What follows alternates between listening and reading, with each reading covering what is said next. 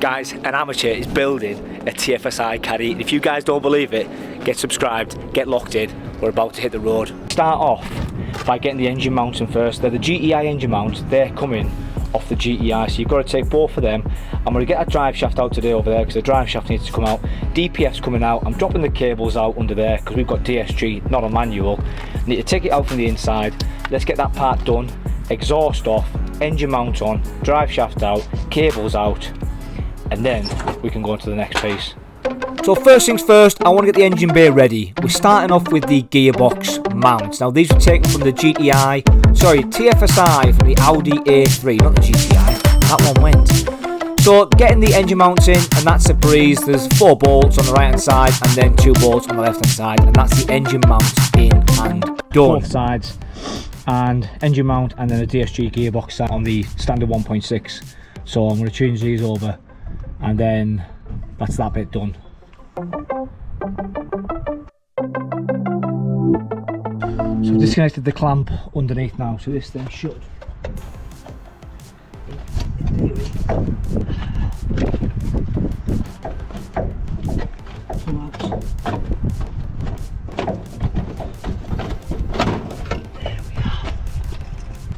There's the DPF out. So that's out of the way now. Now I need to get this drive shaft out because it's in the way and it's the next thing to do.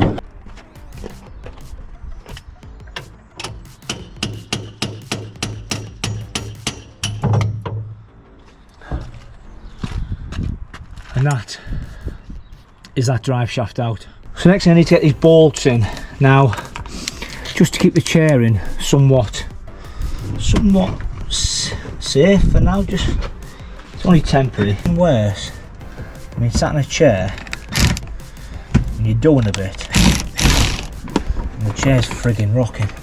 The gear cable's out of here. So if I remember rightly, that pops up.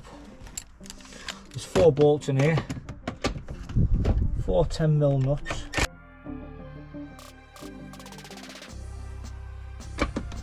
Hopefully get that in there. So all I'm doing is dropping the manual gear stick out. I'm going DSG, remember guys. So what you're going to do is drop the under tray, drop the exhaust out, get your manual gator out, and then get your DSG shifter back up and in position.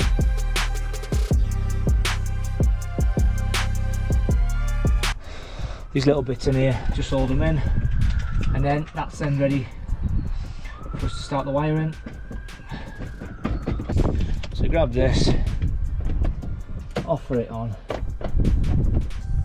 like so.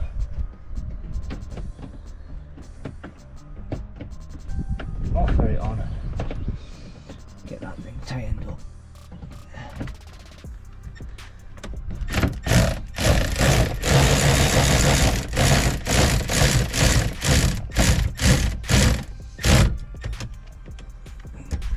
Sits in like so. Now we have that bit sits in there. I need to change that boot, but that is our DSG lever. So far so good, we're getting through it. So DSG lever is now in, just needs to get wired in. DPF and drive shaft is fully out. And this engine bay, engine mounts are in. Next thing I need to do is the fuel lines. So my plan is to get them fuel lines out there, pull the 2 new fuel lines in, and then I need to work on dropping the tank. But before I do that, I'm going to pull the old lines out, get them disconnected, and then I'm going to put them both out side by side to measure them to make sure they're both the same length. And that's because I ain't got a clue what I'm doing. Let's go. Well, I say I haven't got a clue what I'm doing, but really I think I probably do. So all I'm doing here is just got a second pair of hands, pushing the van out, jacking the van up on both sides, and dropping that fuel tank from the Caddy so we can get that out and we can start looking at the fuel system.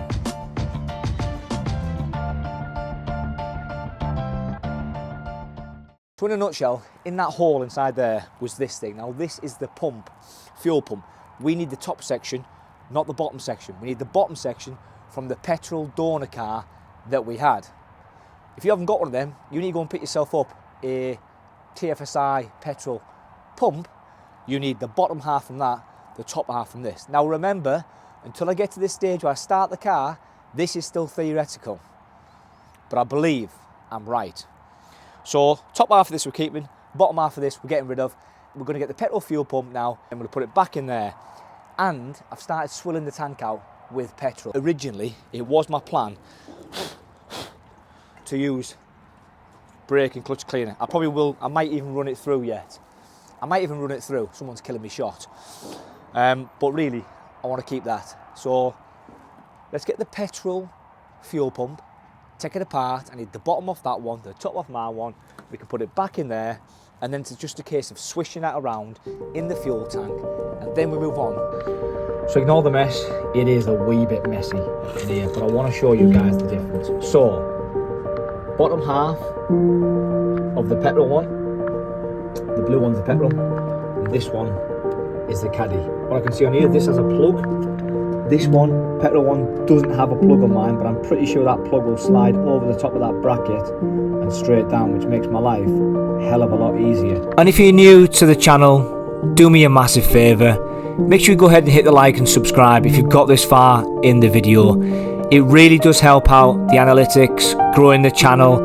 And you guys know what I'm like. I'm about throwing myself at the deep end and trying to learn as much as I can on these Caddy projects, on these conversion projects. And believe me, I will bring everything to the YouTube channel. This fuel system and working with the fuel system is different for me.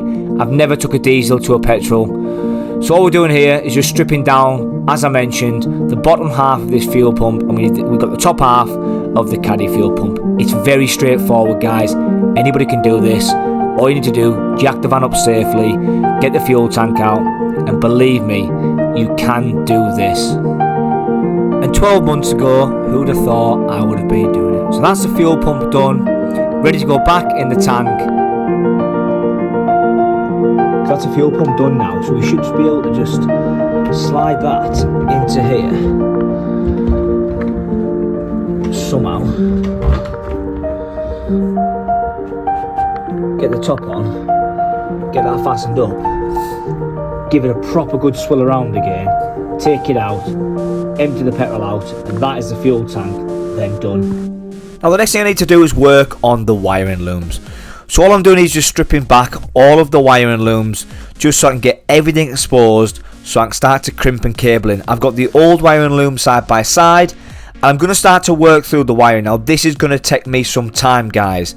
It is very much different from any other conversion that I've done before. So what I'm doing is just starting from ECU down, stripping all of that loom tape back, and then I've got to read diagrams. I've got to have a look at all of this because there is a lot different to your standard Caddy. So we're going to do some time lapse, we're going to work through it. You're going to see different angles. I'll be stripping this down, but the wiring is probably the biggest challenge that I've got.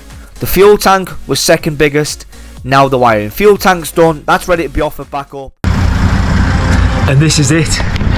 This is what everyone's been waiting for. The match, the love, the join between Tfsi and 1.6 Caddy. So without further ado, this engine out of here needs to go into my Sprinter. Let's get into it.